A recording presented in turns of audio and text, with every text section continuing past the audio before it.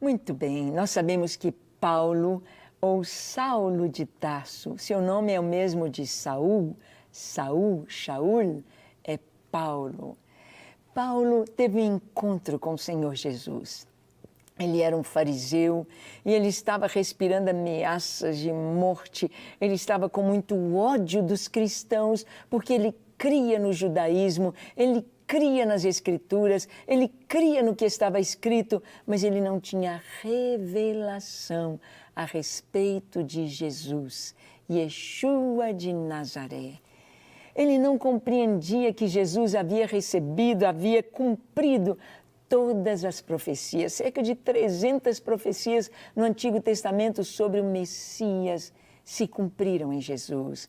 De nascer em Belém da Judéia, de nascer naquela época quando o Cristo deveria aparecer à humanidade, quando Cristo deveria nascer. Jesus cumpriu em si, desde a sua concepção, quando um anjo apareceu a Maria e disse: conceberás. Este ente santo que de ti há de nascer será chamado o Filho de Deus. Lhe porás o nome de Jesus, Yeshua, pois ele salvará o seu povo dos pecados deles. Então, em Jesus se cumpriu tudo. Isaías capítulo 11, Jesus recebendo sobre si, ali no seu batismo, João viu os céus abertos, o Espírito descendo em forma corpórea de pomba e pousando sobre Jesus. Espírito de sabedoria, de entendimento, do temor do Senhor, o Espírito Santo de Deus capacitando o Senhor para abrir os olhos aos cegos, para ressuscitar os mortos, para curar os coxos, os enfermos, para libertar os cativos das enfermidades e das opressões malignas e para anunciar o ano aceitável do Senhor. Jesus ali estava cumprindo toda a palavra, mas os olhos de Saulo de Tarso, Shaul, da tribo de Benjamim que ele era, estavam fechados para as coisas espirituais. E então, ele tem um encontro com Jesus no caminho de Damasco. Ele está indo para prender os cristãos e uma luz mais forte do que o sol do meio-dia. Era meio-dia quando aquela luz mais forte brilhou. E ele cai por terra e ele ouve a voz dizendo: Saulo, Saulo, por que me persegues? Mas a quem ele estava perseguindo? Ele estava perseguindo homens e mulheres cristãos. Quem és tu, Senhor? Ele pergunta. E o Senhor diz: eu sou Jesus. Eu sou Yeshua, Yeshua de Nazaré. Eu sou o caminho, a verdade, a vida. Eu sou Jesus, a quem você persegue. Quem persegue um cristão está perseguindo Jesus. Quem fala mal de um cristão está falando de Jesus. E Paulo, então, naquele encontro foi transformado. Entregou sua vida ao Senhor. Em Damasco recebeu oração com imposição de mãos de Ananias. Seus olhos foram abertos porque ele ficou cego por alguns dias. Caíram como que escamas dos seus olhos e ele voltou a enxergar. E Paulo, então, foi discipulado, foi fortalecido e tornou-se apóstolo do Senhor. E então, Paulo prega. Muitas e milhares de pessoas se convertem nas cidades por onde ele passa. E ele escreveu a sua carta aos Efésios. E no capítulo 1, de 15 a 23, ele colocou a oração por todos nós. A oração pelos cristãos, pelo povo de Deus. E ele diz: por isso também eu, tendo ouvido a fé que há entre vós no Senhor Jesus e o amor para com todos os santos, não cesso de dar graças por vós, fazendo menção de vós nas minhas orações. Paulo, então, está dizendo aos cristãos que, sabendo do que houve, da transformação de vida, sabendo do amor que eles têm, da vida que eles estão vivendo em Cristo, ele não cessa, mas em todas as suas orações, ele abençoa o povo de Deus. Você sabia que nós devemos orar assim também?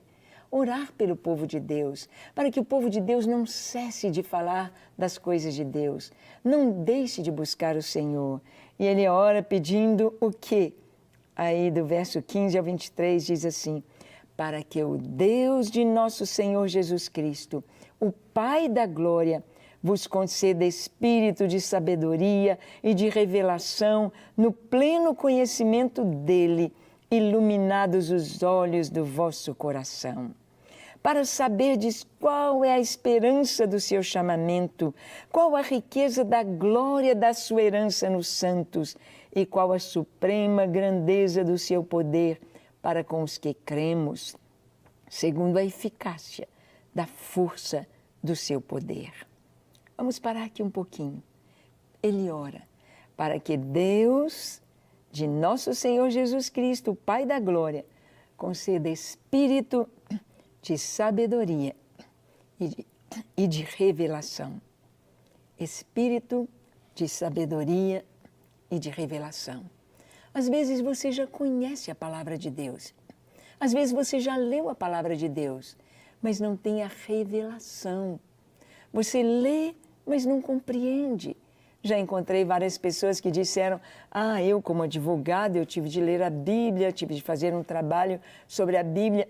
Eu já li a Bíblia toda, de Gênesis ao Apocalipse, mas não entendi nada, não retive nada, não guardei nada, porque ele leu a Bíblia como se lê um jornal, como se lê qualquer outro livro, mas a Bíblia, nós precisamos lê-la com o entendimento do seu autor, do Espírito Santo. Ele nos traz revelações tremendas em cada versículo. Às vezes você já leu aquele versículo 10, 20, 30 vezes, mas de repente você tem um entendimento daquele versículo. Você compreende algo mais do que a letra.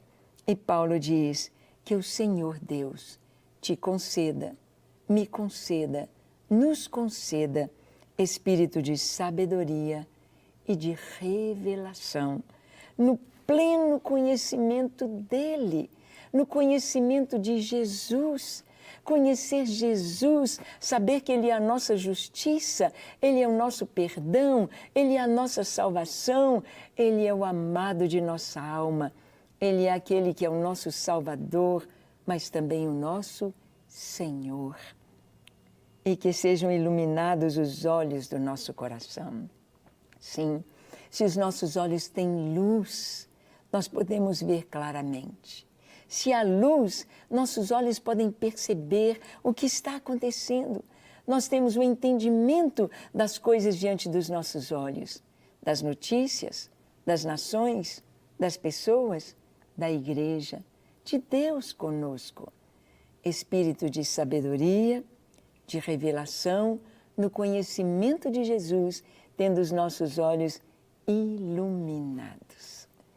Esta era a bênção do Antigo Testamento. O Senhor faça resplandecer o seu rosto sobre ti e tenha misericórdia de ti. O Senhor sobre ti levante o rosto e te dê a paz. Deus nos dando a paz. Ele continua dizendo, para saberdes qual é a esperança do seu chamamento. Você sabe para que foi chamado?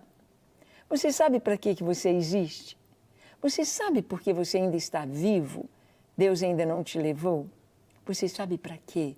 O seu chamamento. Precisamos conhecer a esperança do nosso chamamento. O que Deus espera de mim e de você. Eu me lembro que aos 16 anos, quando um irmão colocou as mãos sobre a minha cabeça e orou a Deus para que eu fosse cheia do Espírito Santo. Eu fui cheia do Espírito Santo. Eu recebi ali o batismo com o Espírito Santo. E uma palavra profética para mim naquele dia foi o Senhor dizendo, eu faço de você minha mensageira. E o meu nome é Ângela. Ângela significa mensageira. Deus tem uma proposta para cada um de nós. E nós seremos plenamente realizados cumprindo o propósito de Deus. Paulo ora para que nós possamos conhecer a esperança do nosso chamado.